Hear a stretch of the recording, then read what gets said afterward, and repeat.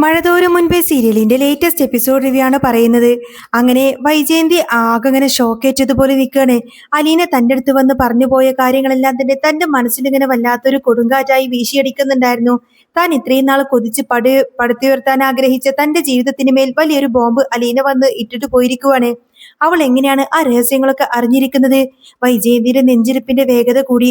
അവൾ വീട് വിട്ടു പോകുന്നതിന് മുൻപേ തന്നെ അവിടെ എന്തൊക്കെയായിരിക്കും പറഞ്ഞിട്ടുണ്ടായിരിക്കുക? ബാലചന്ദ്രനോട് ഇനി കാര്യങ്ങളെക്കുറിച്ച് അവൾ എന്തെങ്കിലും സൂചിപ്പിച്ചു കാണുമോ? കുട്ടികൾക്ക് ഇതൊക്കെ ഒരു പക്ഷെ അറിയാമോ? തലപുകക്കുന്ന ചോദ്യങ്ങൾ വൈജയന്തിയെ ഭ്രാന്ത് പിടിപ്പിച്ചു. ഒടുവിൽ സഹിക്കെട്ട് വൈജയന്തി ബബിതയുടെ നമ്പറിലേക്ക് അങ്ങ് വിളിക്കാണ്. ഫോൺ റിങ് ചെയ്തപ്പോ കോൾ കേൾക്കുന്നതും അവളുടെ നെഞ്ചിടിപ്പ് പടപടാ ഇടിക്കുന്നുണ്ടായിരുന്നു. അന്നേരം കടപ്പാട്ടൊരു വീട്ടിലിരുന്ന് ഫോൺ ഇങ്ങനെ സ്ക്രീൻ അമ്മയുടെ പേര് തെളിഞ്ഞു വരുന്നത് കണ്ടപ്പോ ബബിതയുടെ മുഖത്ത് കടുത്ത ദേഷ്യവും വെറുപ്പുമാണ് നിറഞ്ഞു നിന്നത്. അലീന ചേച്ചി ഈ വീട് വിട്ടു പോവാൻ കാരണം ഒരേ ഒരു കാരണം അമ്മയാണ്. അമ്മ കാരണമാണ് ഈ വീട്ടിൽ ഇത്രയും അധികം പ്രശ്നങ്ങളൊക്കെ ഉണ്ടായത്. മര്യാദക്ക് അമ്മ ഈ വീട്ടിലേക്ക് തിരികെ വന്നിരുന്നുവെങ്കിൽ ചേച്ചിക്ക് ഒരിക്കലും ഈ വീട് വിട്ട് ഇറങ്ങി പോവേണ്ടി വരില്ലായിരുന്നു. ആദ്യമൊക്കെ കോൾ എടുക്കണ്ട എന്ന് ബബിത കരുതിയതാണ്. പക്ഷേ മനസ്സിൽ തോന്നിയ ദേഷ്യം അടക്കാനാവാതെ അവൾ രണ്ടും കൽപ്പിച്ചുകൊണ്ട് ഫോണങ്ങെടുത്തു. ആ എന്താ അമ്മേ? വളരെ സൗമ്യമായി തന്നെ താല്പര്യമില്ലാത്ത മട്ടിലാണെങ്കിലും അവൾ ചോദിച്ചു. അല്ല, നീ എന്തെടുക്കുമായിരുന്നു? നിന്റെ വിളിയൊന്നും ഇപ്പോൾ ഇങ്ങോട്ടേക്ക് ഇല്ലല്ലോ. എന്താ ഇപ്പൊ എന്നെ വിളിക്കുന്നത്? വൈജയന്തിയുടെ ശബ്ദം പരിഭ്രമത്തിലുണ്ടായിരുന്നു. ഞാൻ കുറച്ച് തിരക്കിലായിരുന്നു അമ്മേ. എന്താ എന്താ കാര്യം? ബബിത ഒട്ടും വിട്ടുകൊടുത്തില്ല. അല്ല, അവൾ പോകുവാണോ? എന്നോട് യാത്ര പറയാൻ വേണ്ടിയിട്ട് ഇവിടെ വന്നിട്ടുണ്ടായിരുന്നു. വൈജയന്തി വലിയ കാര്യം പറഞ്ഞു തുടങ്ങി. ആര്? അലീന ചേച്ചിയോ? അതാണോ കാര്യം? അലീന ചേച്ചി പോകുവാണമ്മേ. ചേച്ചി പോയാലല്ലേ അമ്മക്ക് ഇങ്ങോട്ടേക്ക് വരാൻ പറ്റത്തുള്ളൂ. അതുകൊണ്ട് മാത്രമാ ചേച്ചി ഇവിടെ നിന്നും പോകുന്നത്. ബബിതയുടെ വാക്കുകളിൽ പരിഹാസവും സങ്കടവും കലർന്നിരുന്നു. ഓ, അവൾ പോകാൻ ഉറപ്പിച്ചോ? എനിക്കത്ര അങ്ങോട്ടേക്ക് വിശ്വാസം പോരാ അവൾ പോകുമെന്ന്. അല്ലെങ്കിലും അവളും ബാലേന്ദ്രനും നിങ്ങളൊക്കെ ഇട്ടിട്ട് പോകുമോ? അവളുടെ സ്വഭാവം വെച്ച് ഒന്നും പറയാൻ പറ്റില്ല. പോയെന്ന് പറഞ്ഞാൽ മതിയെന്ന് വൈജയന്തി തന്നെ ഉള്ളിലെ ഭയം ഒളിപ്പിച്ചു വെച്ചുകൊണ്ട് പറഞ്ഞു. അമ്മ ഇപ്പൊ എന്തിനാ എന്നെ വിളിച്ചത്? അലീന ചേച്ചി പോവാണെന്ന് പറഞ്ഞല്ലോ. പിന്നെയും അമ്മ എന്തിനാ ഇപ്പോഴും ചേച്ചിയും അച്ഛനെ ഇങ്ങനെ കുറ്റപ്പെടുത്തി സംസാരിക്കുന്നത്? ബബിതയുടെ ദേഷ്യം അതിരുകടന്നു. എടി, നിന്റെ അലീന ചേച്ചി ഉണ്ടല്ലോ, അവൾ ആ വീട്ടിൽ വലതുകാൽ വെച്ച് കയറിയതിനു ശേഷമാ എനിക്ക് ഈ പ്രശ്നങ്ങളൊക്കെ ഉണ്ടായത്. എന്റെ കുടുംബം തകർന്നു പോവാൻ തുടങ്ങിയത് അവളുടെ വരവോട് കൂടി തന്നെയാ. അത് നിനക്കൊന്നും പറഞ്ഞാൽ മനസ്സിലാവില്ലടി. വൈജയന്തിയുടെ സ്വരം കടുത്തു. അമ്മേ, ഒരു കാര്യം ഞാൻ പറയാം. ഞാൻ ഫോണ് കട്ട് ചെയ്യാണ്. എനിക്ക് അമ്മയോട് കൂടുതൽ സംസാരിക്കാനില്ല. എനിക്ക് സംസാരിക്കാൻ ഒട്ടും താല്പര്യമില്ല. ബബിത തീർത്തും അങ്ങ് പറഞ്ഞു. അതെന്താടി? ഫോൺ വിളിച്ച അമ്മയ്ക്ക് എന്നെ കുറ്റപ്പെടുത്താൻ മാത്രമല്ലേ സമയമുള്ളൂ? അമ്മയ്ക്ക് എപ്പോഴും അലീന ചേച്ചിയെ കുറ്റം പറയണം, അത്രയല്ലേ ഉള്ളൂ? മര്യാദക്ക് അമ്മ ഇങ്ങോട്ടേക്ക് വരാമെങ്കിൽ ഇപ്പൊ തന്നെ പ്രശ്നങ്ങളൊക്കെ ഉണ്ടായിരുന്നോ? അലീന ചേച്ചി വീട് വിട്ടു പോകുമായിരുന്നോ? പിന്നെ അച്ഛൻ അമ്മയോട് എങ്ങനെ പ്രതികരിക്കും പോലും എന്നൊന്നും അറിയില്ല. അതെന്തായാലും നമുക്ക് കാണാം. ബബിത അത്രയും പറഞ്ഞ ദേഷ്യത്തോടു കൂടെ അങ്ങ് ഫോൺ കട്ട് ചെയ്തു. ബബിത ഫോൺ കട്ട് ചെയ്തപ്പോൾ വൈജയന്തി ആകെ ഞെട്ടിപ്പോവാണ്. ഫോൺ കാതിൽ നിന്ന് മാറ്റി അവൾ കുറച്ചു നേരം ശൂന്യതയിലേക്ക് നോക്കി നിന്നു. എന്തായിരിക്കും അവൾ അങ്ങനെ പറഞ്ഞത്? ഇനിയിപ്പോ അലീന വല്ലതും അവിടെ അച്ഛനോടും കുട്ടികളോടൊക്കെ പറഞ്ഞിട്ടുണ്ടായിരിക്കുമോ? വലിയൊരു ടെൻഷൻ വൈജയന്തിയുടെ മനസ്സിലേക്ക് അങ്ങ് ഇരിച്ചു കയറി. സ്വന്തം കുട്ടികൾ പോലും ഇപ്പൊ തന്നെ ഇങ്ങനെ അകറ്റി നിർത്തുവാണ്. അവർക്കെല്ലാവർക്കും ഇപ്പോ അലീന മതി.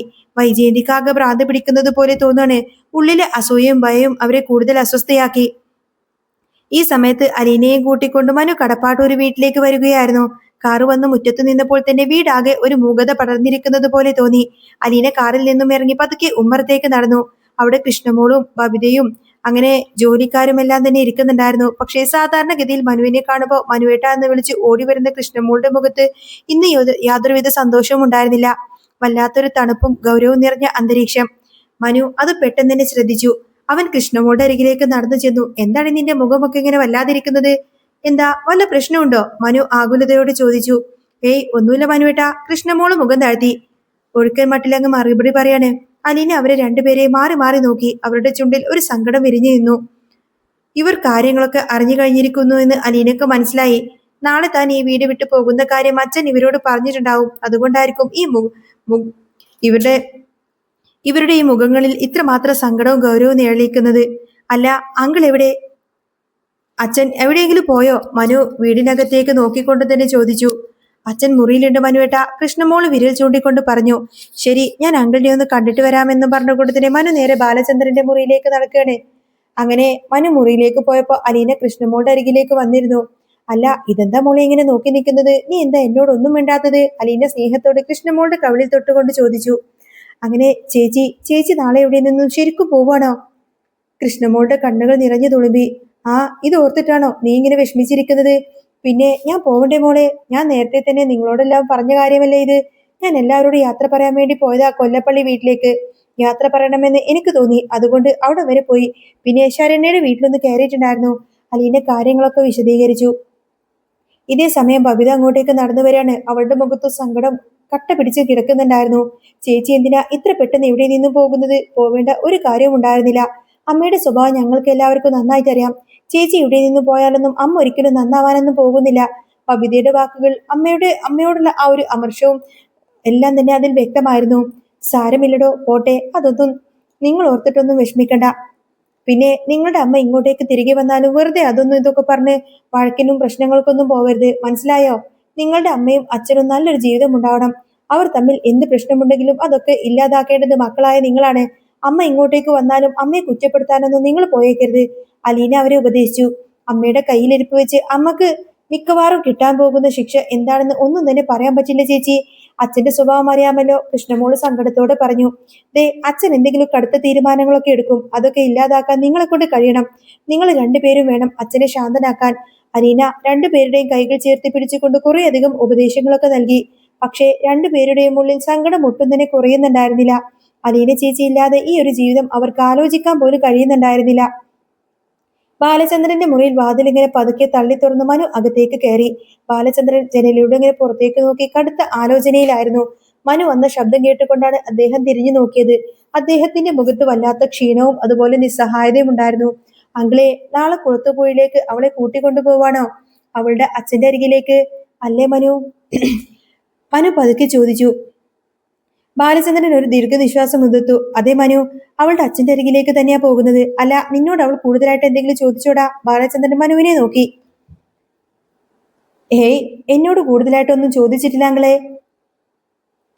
പിന്നെ എവിടെയാണ് കൊണ്ടുപോകുന്നത് എന്ന് മനുവേട്ടൻ അറിയാമോ എന്ന് മാത്രം അവൾ എന്നോട് ചോദിച്ചു. അല്ല, നീ എന്നിട്ട് എന്ത് പറഞ്ഞു? ബാലചന്ദ്രൻ ചോദിക്കാണ് മനുവിനോട്. ഞാൻ എനിക്കറിയാമെന്ന് പറഞ്ഞു അങ്ങളെ. അതിനെക്കുറിച്ച് കൂടുതൽ സംസാരിക്കാനൊന്നും ഞാൻ പോയില്ല.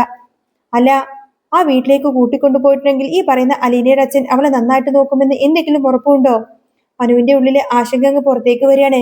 ആ സമയത്ത് തന്നെ നോക്കണമല്ലോ മനു, അത് അയാളുടെ ഉത്തരവാദിത്തമല്ലേ? അയാളോട് ഞാൻ വളരെ വ്യക്തമായി തന്നെ കാര്യങ്ങളൊക്കെ പറഞ്ഞിട്ടുണ്ട്.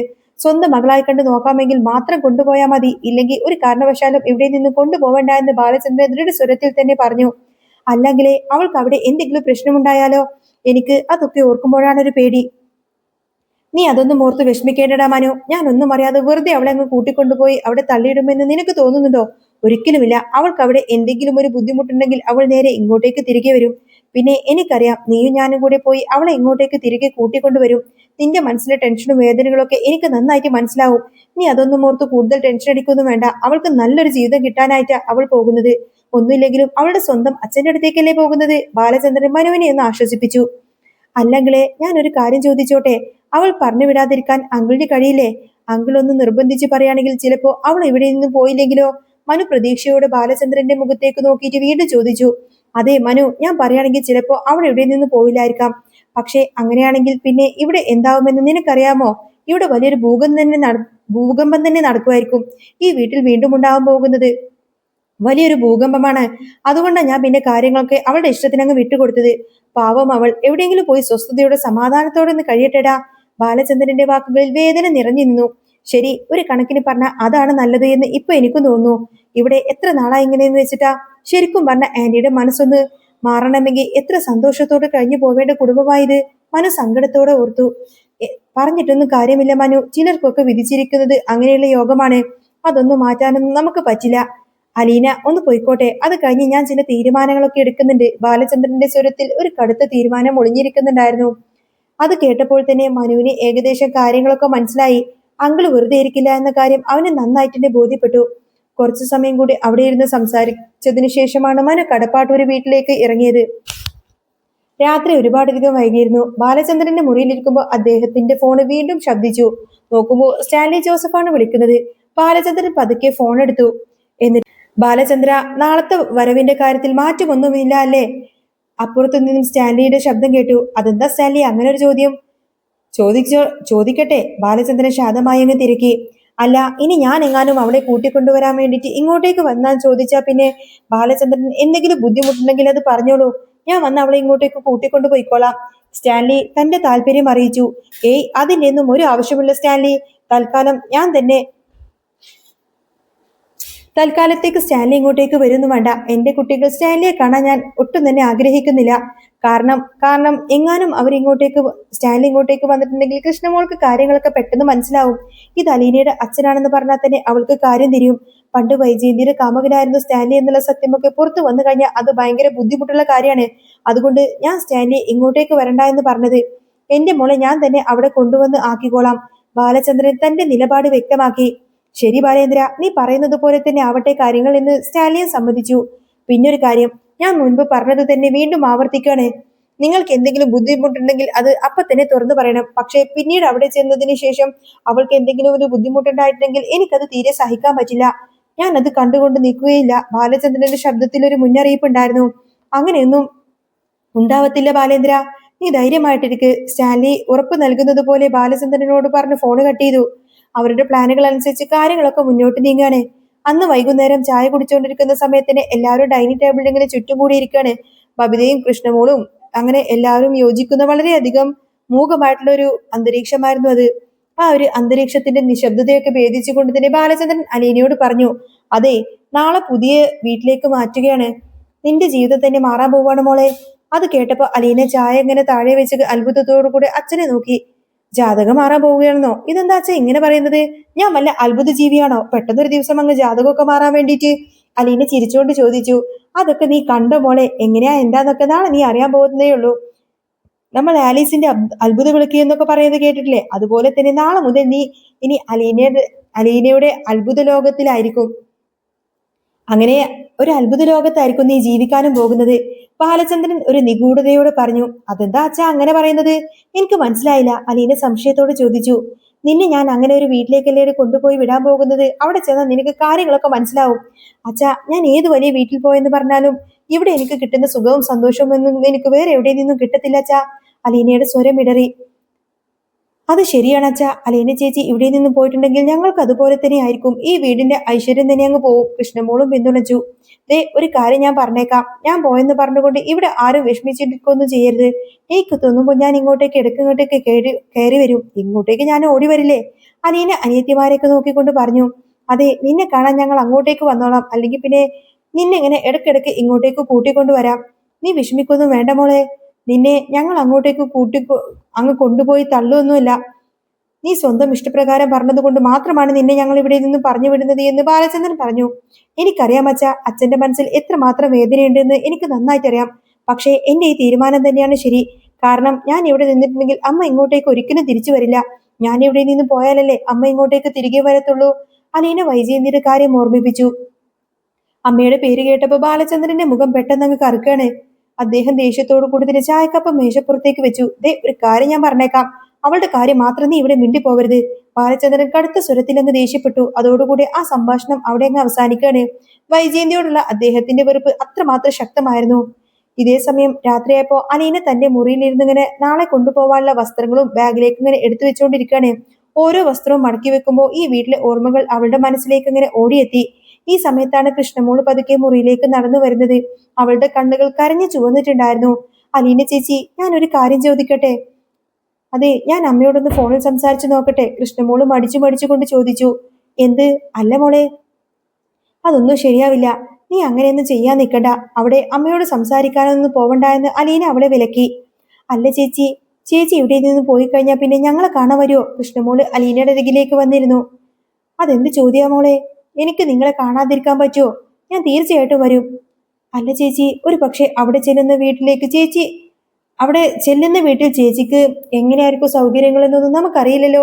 ഇനി അവിടെ ചെന്ന് കഴിയുമ്പോൾ എനിക്ക് ഓർക്കുമ്പോൾ തന്നെ പേടിയാവുന്നു ചേച്ചി. കൃഷ്ണമോള് തന്റെ ഉള്ളിലെ ആശങ്ക തുറന്നു പറഞ്ഞു. ഇത് കേട്ട് അലീന കൃഷ്ണമോളെ അരികിലേക്ക് അങ്ങ് ചേർത്ത് പിടിക്കുകയാണ്. എന്താടാ നീ ഇങ്ങനെ പേടിക്കുന്നത്? നമ്മുടെ അച്ഛനല്ലേ എന്നെ കൊണ്ടുപോയിട്ട് ആക്കുന്നത്. അച്ഛൻ എന്നെ ഒരു നല്ല വീട്ടിലേക്ക് എന്നെ കൊണ്ടുപോയി ആക്കത്തുള്ളൂ. അല്ലാതെ മോൾക്ക് എന്തെങ്കിലും സംശയമുണ്ടോ? അലീന ചോദിച്ചു. ഇല്ല ചേച്ചി, എനിക്കറിയാം. എന്തായാലും അലീന ചേച്ചി ഇവിടെ ഇല്ലാന്ന് ഓർക്കുമ്പോൾ തന്നെ വല്ലാത്ത ബുദ്ധിമുട്ടാണ്. അതെനിക്ക് സഹിക്കാൻ പറ്റുന്നില്ല. ഈ വീടിനെ ഒരു യഥാർത്ഥ വീടാക്കി മാറ്റിയത് പോലും അലീന ചേച്ചിയല്ലേ. ചേച്ചി ഇല്ലായിരുന്നുവെങ്കിൽ ഈ വീട് എന്താവുമായിരുന്നു? കൃഷ്ണമോളുടെ കണ്ണിൽ നിന്നും എന്നെ കണ്ണുനീര് ഒഴുകാൻ തുടങ്ങി. അലീന കൃഷ്ണമോളെ ആശ്വസിപ്പിച്ചു. എന്നിട്ട് പറയുന്നുണ്ട്, വിഷമിക്കൊന്നും വേണ്ട മോളെ, ദാ അവിടെ ചെന്നിട്ട് എന്ത് ബുദ്ധിമുട്ടുണ്ടെങ്കിലും എന്നെ വിളിച്ച് പറഞ്ഞാൽ മതി, മറക്കരുത് കേട്ടോ.